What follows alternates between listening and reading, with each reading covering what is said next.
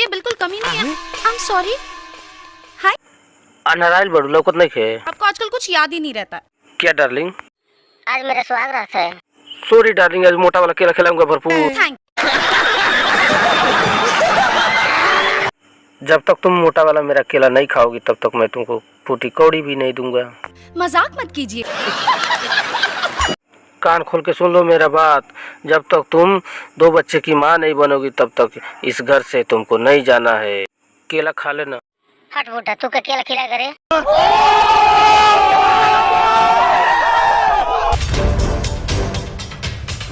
ये रहा कोर्ट का मैरिज सर्टिफिकेट।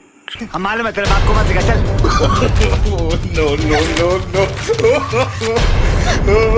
नसीहत को नहीं मानती। इसे फाड़ने से क्या होगा डार्लिंग, बच्चा तो तुम्हारे अंदर से निकालना ही पड़ेगा ना। बाय।